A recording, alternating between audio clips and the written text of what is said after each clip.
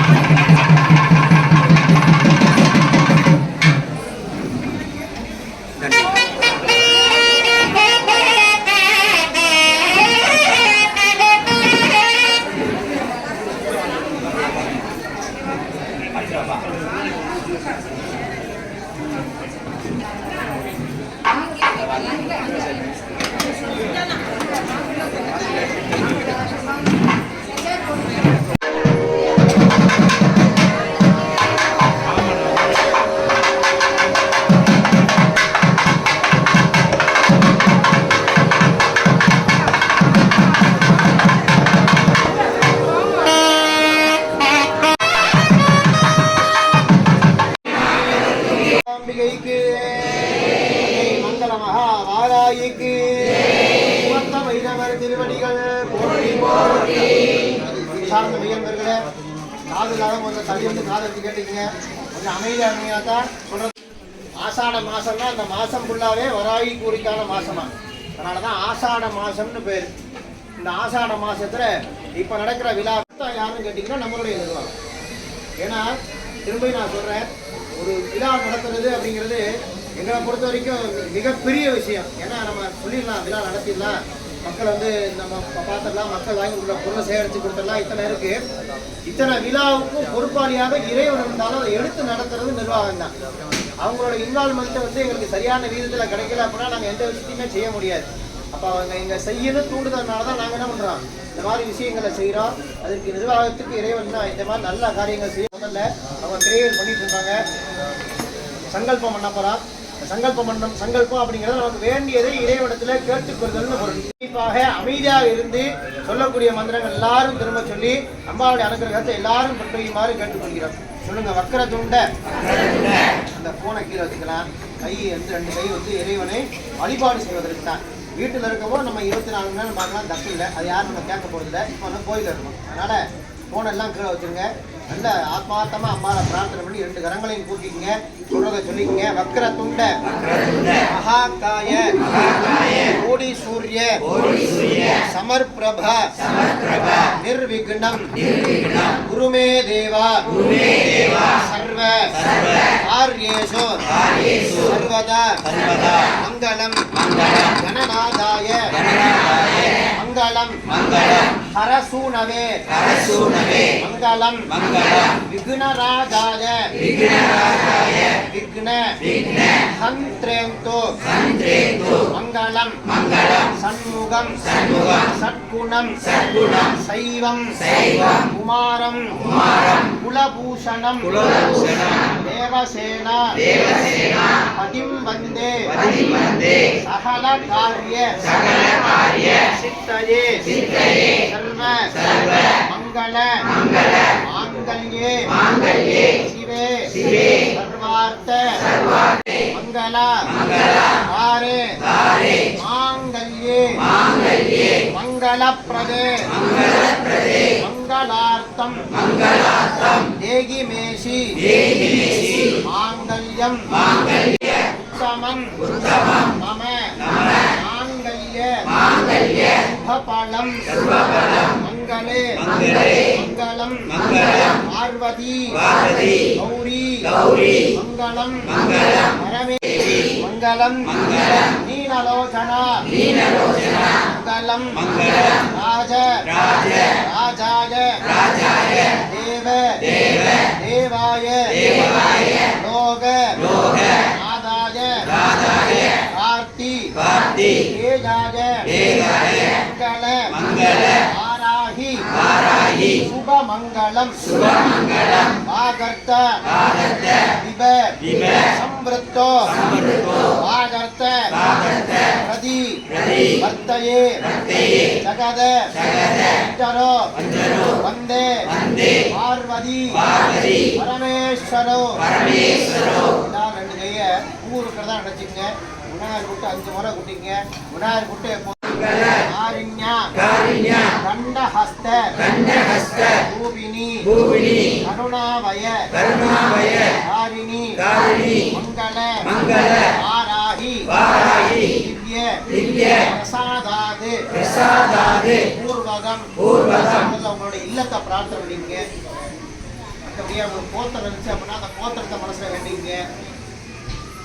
மற்றபடியா சுமங்கல் எல்லாம் அவங்களுடைய கணவனாருடைய பேர் நட்சத்திரத்தை மனசுல பிரார்த்தனை பண்ணீங்க. வெளியே சொல்லுவாங்க பேர் பந்து வர்க்கான சக குடும்பான ஹேமாதி சகல சௌகர்ய தீர்க்க ஆயுஷ்ய நிஜாத்ர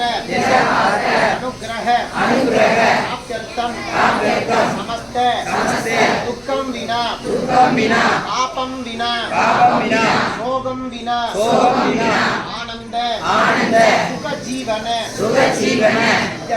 சந்தர்ப்பம் தினே தினே சகல சந்தோஷ நிரந்தர ஆப்யர்த்தம் சரீரே தேக ஆரோக்கிய நிஜஹாத்ர தெய்வ கைங்கர்ய அபிவிருத்தி புண்ணிய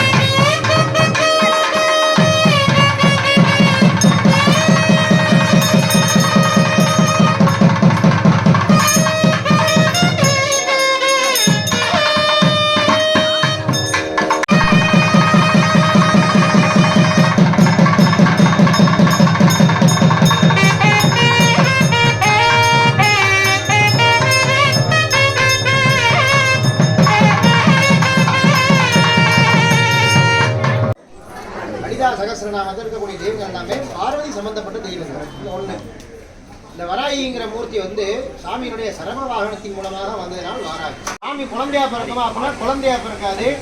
போன ஜென்மம், அதாவது நம்ம சொல்லுவாங்க இல்லையா, போன ஜென்மத்தில் பண்ண பாவம் இந்த ஜென்மத்தில் அனுபவிக்கிறான். அதே மாதிரி அவர் போன ஜென்மத்தில் பண்ண பூஜை பலனின் புண்ணியமாக பார்வதி என்ன பண்றார், பார்வதி வரமாக குழந்தையாக அவருக்கு கிடைக்கிறார். அவர் வளர்ந்து வரார். எப்போதுமே நம்ம மக்களுடைய பொறுத்த வரைக்கும் என்ன அப்படின்னா, சாமி ஒரு வரத்தை கொடுக்குற வரைக்கும் நம்ம என்ன பண்ணுவோம், சாமி சாமின்னு தவழ்ந்து போவோம். சாமி வரத்தை கொடுத்துறாருன்னா சாமி தான் நிமிந்துருவோம். நம்மளுடைய மனப்பாங்கையும் மகாலட்சுமி மகாவிஷ்ணுலேருந்து ஏனைய தேவதைகள் எல்லாருமே பிரம்மாண்டம் எல்லா மூர்த்தம் இல்லாமல் ஹோமம் பண்றார். மிகப்பெரிய ஹோமம் நடந்துட்டு இருக்கு. அஸ்வினி குமாரர்கள் முதற்கொண்டு காசிய பரிசீலனை பண்ணார்னா ஹோமம் பண்றார். ஹோமம் பண்ணிட்டு இருக்கும்போது அவருக்கு ஒவ்வொரு ஹோமத்தில் முடியலையும் பார்த்தீங்க அப்படின்னா 4 திசையிலையும் ஒவ்வொரு பாகத்தில் பழங்களோ சாதமோ ஏதோ ஒன்று வைப்பாங்க. நீங்கன்னா பார்த்துக்கிறீங்களா? பார்த்து கவனித்து பார்த்தா தெரியும். அதுக்கு பேர் ஹவிர் பாகம்னு பேர். அதே பூர்வே பிரம்மனே நமஹா, கிழக்கில் இருக்கக்கூடிய பிரம்மதேவரே உனக்கு கொடுக்கின்றேன். பশ্চিமே விஷ்ணவே நமஹா, பின்பாகத்தில் இருக்கக்கூடிய மகாவிஷ்ணுவே உனக்கு கொடுக்கிறேன். தட்சிணே ருத்ராய நமஹா, வலப்பக்கத்தில் இருக்கக்கூடிய ருத்ர பகவானே உனக்கு கொடுக்குறேன் அப்படிங்கிறது ஒவ்வொன்றும் ஒவ்வொரு ஹவிர் பாகத்தில் கொடுக்கணும். அப்போ தட்ச மகாராஜா என்ன பண்ணுறாருன்னா சிவனை விடுத்து ஏனைய மூர்த்திகளுக்கு என்ன பண்ணுறார், பிரம்மா விஷ்ணு அனந்தன்னு சொல்லக்கூடிய மூர்த்திகள்லாம் ஹவிர் பாகத்துக்கு கொடுக்குறாரு. சிவபெருமானுக்கு கொடுக்கல. ஏன் கொடுக்கல அப்படின்னா அவர் என்ன பண்ணுறாரு, சிவபெருமான் எங்கே இருப்பார் யாருக்காவது தெரியுமா? ஞான சம்பந்தர் பாட்டு படிச்சுன்னா தெரியும். தோருடைய செவியன் விடையேறிய தூவன் மதி சூடி, காலுடைய சுடலை பொடி பூசியன் உள்ளன் கவர்கள்வன், வேருடைய மலரால் உனை நான் இந்த பணி செய்த வீருடைய பிரமாபுரம் மேவிய பெருமானிவன். சாமி எங்க இருக்கிறாரா? சுடுகாட்டில் இருக்கிறார். எங்க இருக்கார்? சுடுகாட்டில் இருக்கிறார். எப்படி இருக்காரா? சுடுகாட்டு சாம்பலை பூசிட்டு எதை மாலையா போட்டுக்கிறாரு? மண்டவோட மாலையா போட்டுருக்காரு. யார் போட்டிருக்காரு? ஆமா. அப்பேற்பட்ட சாமி என்ன பண்ணார், சாமியை கூப்பிட அவர் விருப்பம் இல்லை, அவரை அசௌகரியமா நினைக்கிறார். அப்ப என்ன பண்றாருன்னா ஆவிர்வாகத்தை கொடுக்காம பண்ணும் போது எப்படி நீங்க வீட்டுக்காரர் கொடுக்காம பண்ணாலும் யார் சந்தோஷப்படுறாரு? ஆமா, அந்த அம்மா என்ன பண்ணுது, புடவைய முண்டிக்கிட்டு சண்டைக்கு வந்தது. எப்படி நீ வீட்டுக்காரர் வந்து செய்யலாம், நீ யாரா வேணாரு எவ்வளோ வேணாரு, எனக்கு என் புருஷனுக்கு எல்லாம் கொடுக்கணும், நம்ம சண்டைக்கு வந்தது. அப்ப கொடுக்க மறுக்கிற நாள் என்ன பண்றாரு அப்படின்னா, அம்பாள் யாகாக்னியில என்ன பண்ணிடுறா, குதிச்சிடுறா. அந்த யாகாக்னியில குதிச்சது என்ன பண்ணா 64 சக்திகளாக பிரிந்து ஒவ்வொரு இடங்கள்ல விழுது. அதுதான் 64 யோனி பீடங்கள்னு சொல்லுவாங்க. அது என்ன பீடங்கள்? அந்த யோனி பீடங்கள் நம்ம ஊர்ல இருக்கிற என்னென்ன தெய்வங்கள் யாருக்காவது தெரியுமா? தமிழ்நாட்டுல கன்னியாகுமரி. அவரை சாந்தப்படுத்துவதற்காக யார் வரா? சரபர்னு சொல்லக்கூடிய சொரூபமாக சிவபெருமான் வரார். எங்க போனீங்க? கும்பகோணம் பக்கத்துல போனீங்கன்னா அந்த ஊர் இருக்கு. அந்த ஊர்ல பாத்தீங்கன்னா சரபர் பக்ஷி சாமியோடைய முகம் சிங்கம் யாழி முகமா இருக்கும். 2 சிறகு இருக்கும். அந்த 2 சிறகுல 1 பிரத்யங்கிரை, 1 வாராகி. ஆகையினால சிவபெருமான் சம்பந்தப்பட்ட ரூபமாக இருக்கக்கூடியது யாரு? வாராகி. பிரம்மாட்சித தாரணாத ஸ்ரீ உன்மத்த பைரவா.